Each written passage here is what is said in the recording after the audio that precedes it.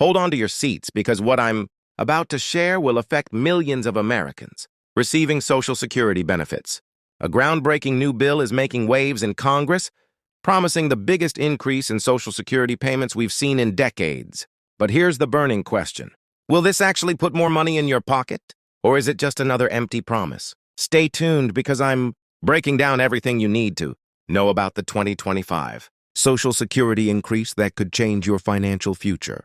Before we dive deep into these massive changes, make sure you hit that subscribe button and turn on notifications. I'm constantly updating my community with the latest Social Security news, and trust me, you won't want to miss what's coming next. Drop all in the comments if you're ready to learn about these potential increases.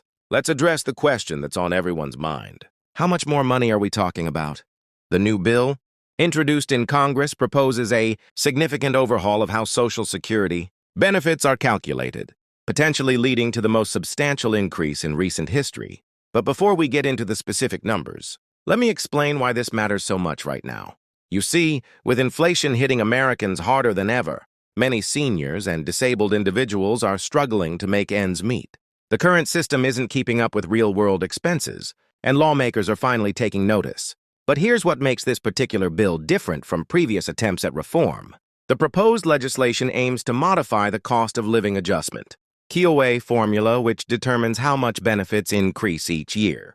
Instead of using the current CPIW index, which many experts argue doesn't accurately reflect senior spending patterns, the new bill suggests using the CPIE, an index specifically designed to track elderly consumption patterns. Now, you might be wondering, what's the real difference between these indexes, and how does it affect your monthly check? Here's where things get interesting.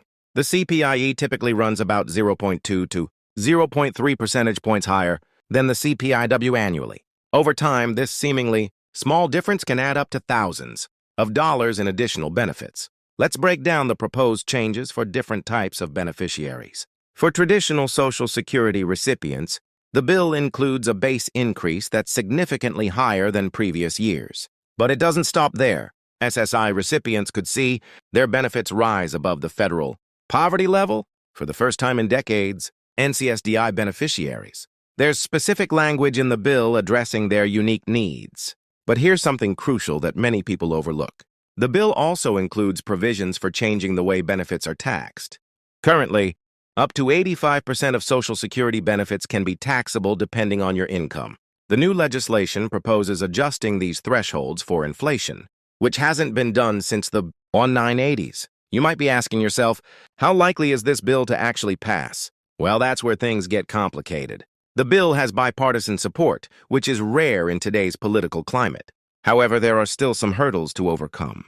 The main point of contention isn't whether to increase benefits. It's how to pay for these increases while ensuring the program's long-term sustainability. This brings us to another important aspect. The bill includes measures to strengthen Social Security's financial foundation. One key provision would gradually raise the cap on payroll taxes, ensuring that higher income earners contribute more to the system. This change alone could extend the program's solvency by several decades. Let's talk numbers for a moment. Under the current system, the average Social Security recipient receives about $1,127 per month. The proposed changes could increase this by several hundred per month, depending on your specific situation. For SSI recipients, the increase could be even more substantial, potentially raising the federal benefit rate by up to 30%. But here's something you need to understand. These increases won't happen overnight. The bill proposes a phased implementation over several years starting in 2025. This gradual approach is designed to give the system time to adjust and ensure stable funding for these increased benefits. What does this mean for different age groups?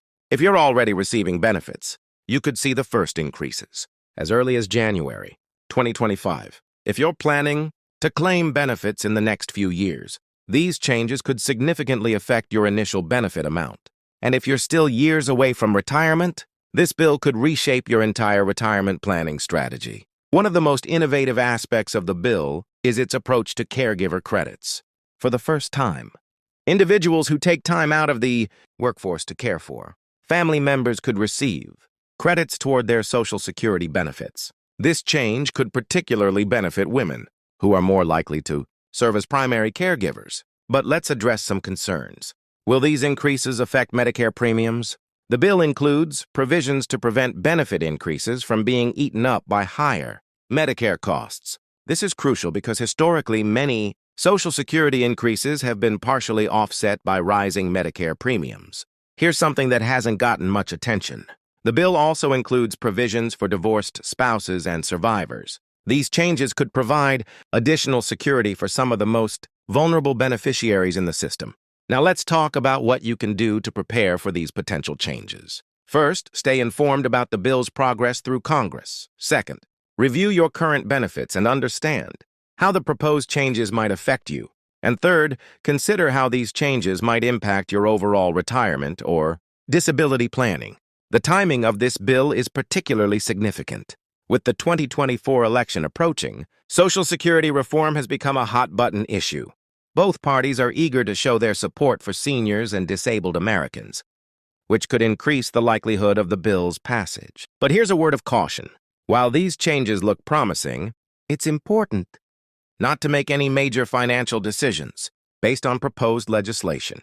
Wait until the bill actually passes and its final form is clear before adjusting your financial plans. What about the impact on the economy as a whole? Economists suggest that increasing Social Security benefits could provide a significant boost to local economies as most recipients spend their benefits on essential goods and services in their communities. The bill also addresses some long-standing inequities in the system. For example, it includes provisions to reduce the Social Security penalty for public sector workers known as the windfall, elimination provision W, and government pension offset GO.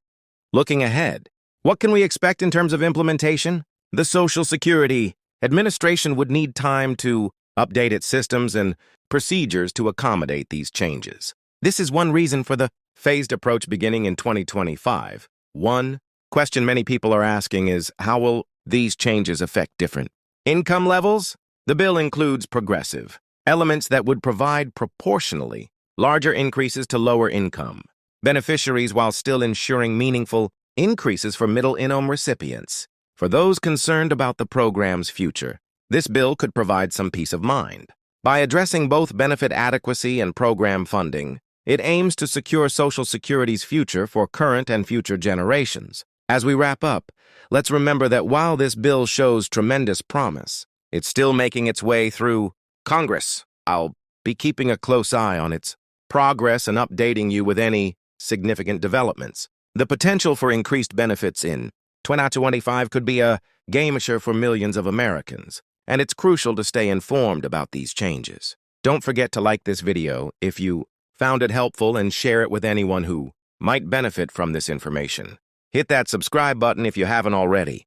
And remember to check out my other videos on Social Security benefits. Drop your questions in the comments below. I read every single one and try to address them in future videos. Until next time, stay informed and financially savvy.